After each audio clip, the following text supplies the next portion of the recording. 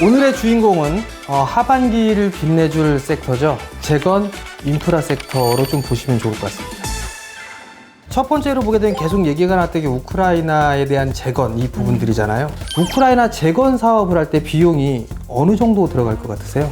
아, 이거 짐작하기가 너무 어려워요. 어마무시한 돈이 들어가지 않을까요? 그렇죠. 약 650조에서 1000조 원 가까이. 1000조? 네, 그 정도의 비용이 좀 소요가 될 것이다라는 전망이 있어요. 우크라이나 대사가 한번 요청을 했었어요. 대기업들한테 삼성이나 SK, 현대 쪽에 있어서 재건 사업에 대한 부분들을 좀 논의를 한 부분들이 있어요. 국내 기업들은 아마도 꽤나 큰 수혜를 좀 받을 수가 있을 거예요. 두 번째는 사우디의 네옴시티예요. 네옴시티를 만들어가는 과정도 수백 조의 금액이 들어가요. 실질적으로 국내 기업들 중에서는 수주를 받은 기업들도 있어요. 꼭 건설 쪽뿐만 아니라 도시망공 모빌리티라든가 교육 뭐 이런 쪽에서도 폭넓게 개발을 하려고 하고 있어요. 어찌됐든 네옴시티 같은 경우도 상당히 좀 투자금을 많이 늘리고 있다는 거. 튀르키예 지진도 발생을 했었잖아요. 인도네시아 같은 경우도 수도 이전에 대한 갈망이 되게 커요. 그쪽 또한 마찬가지로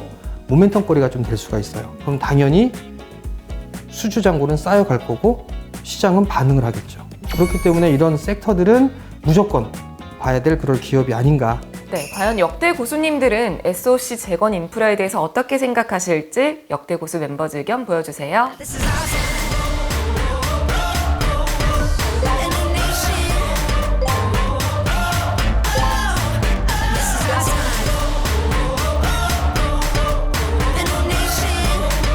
신현호 고수님과 문원영 고수님은 북미발 인프라 투자가 급증하고 있다. 북미 신흥시장이 매력적인 먹거리다라고 해주셨는데 우리나라 기업들이 미국에 많이 진출해 있잖아요. 충분히 좀 수혜를 받을 수 있는 그런 이슈다. 그렇게 좀 보시면 좋을 것 같고요. 작년 7월 달에 멕시코에서 약 2조 원 정도를 투자를 해서 국경 인프라를 좀 확충하겠다. 이런 발표도 좀 있었어요. 거기에 따른 수혜도 충분히 좀 받을 수가 있지 않을까 싶습니다. 그리고 변영인 고수님은 수주와 높은 영업이익률을 보고 접근해야 한다고 하셨는데 그럼 고수님은 숫자를 되게 중요하게 생각하시잖아요. 네. 그럼 이 재건 인프라 쪽은 실적이 당연히 좋죠. 좋아요? 이미 좋아요? 이미 좋죠. 우리나라 기업들은 대부분 평균치 이상의 영업이익률을 좀 보여주고 있는 그런 상황들이거든요.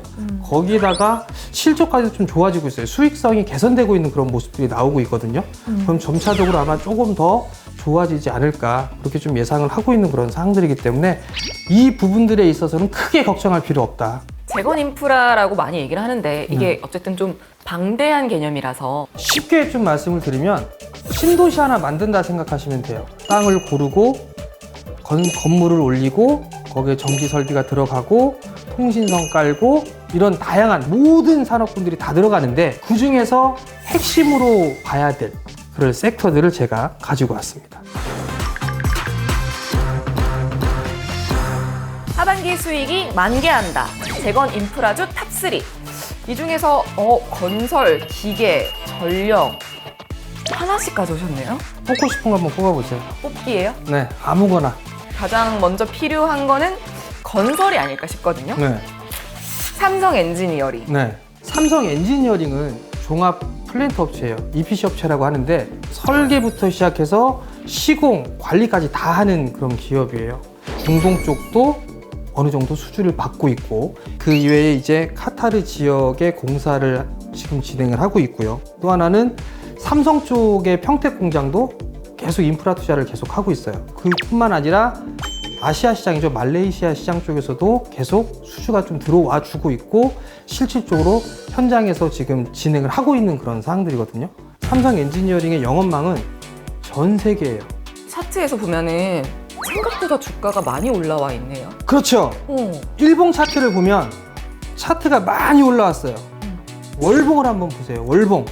저 꼭대기에서 빠지고 난 이후에 조금 올라가 있는 상태예요. 이제 수주가 늘어나고 지금 경기 침체 구간이잖아요.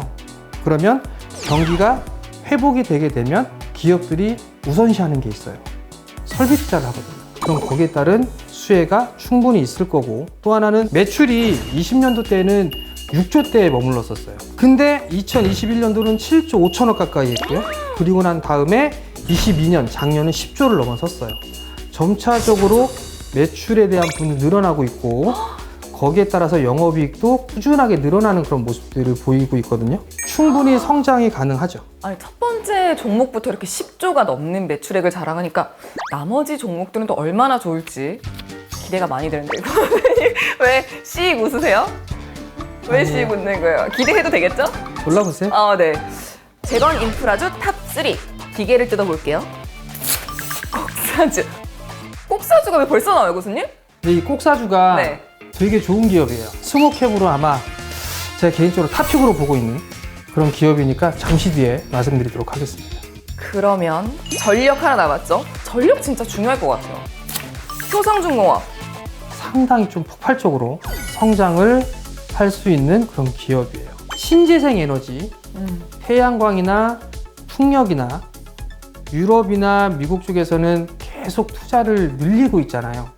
태양광과 풍력의 설치량이 많아지게 되면 효성중공업의 전력선이라든가 아니면 변전 기업에 대한 그런 기계라든가 이런 부분들이 필요해요. 그리고 또 하나는 효성중공업의 수주 잔고가 계속적으로 좀 늘어나고 있는 그런 모습들. 향후에는 신재생 투자까지 진행을 하게 된다라면 실적은 더 좋아질 수밖에 없겠죠. 올해는 1,900억대 정도의 영업이익을 예상을 하고 있는 그런 상황이에요. 그럼 실질적으로 약 40%가 조금 안 되게 성장을 해 나가는 거거든요. 네. 대기업들 중에 40% 이상 성장을 한다?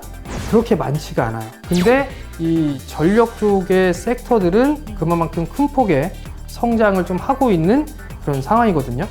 거기에다가 이제 재건축이라든가 이슈가 맞물리게 되면 충분한 모멘텀 거리가 좀 될 수가 있겠죠.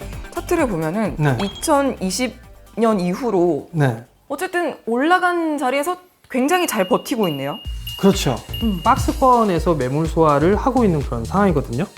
그러다가 이제 점점 바닥을 잡고 난 이후에 저점을 높이는 그런 모습들이 좀 나오고 있어요. 저는 개인적으로 봤을 때 이 박스권을 돌파를 할 것으로 좀 예상을 하고 있어요. 전력하면 LS 일렉이라든지 좀 다른 것들이 좀 더 있잖아요. 전선 이쪽으로 하게 되면 LS나 조금 작은 기업이다 그러면 대한전선 뭐 이런 기업들이 있어요.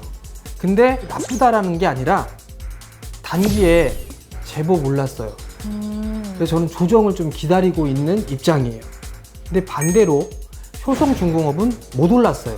그래서 효성중공업을 선택을 하게 된 거고. 스몰캡 좋아하죠? 네. 스몰캡 좋아하는데 거의 단타꾼들밖에 없어요. 맨날 사고 팔고. 그래서 꼭사주를 갖고 온 게 스몰캡. 그 꼭사주는 단타꾼들이 사고 팔고 안 해요? 절대 못하죠. 오. 왜냐면 몰라요.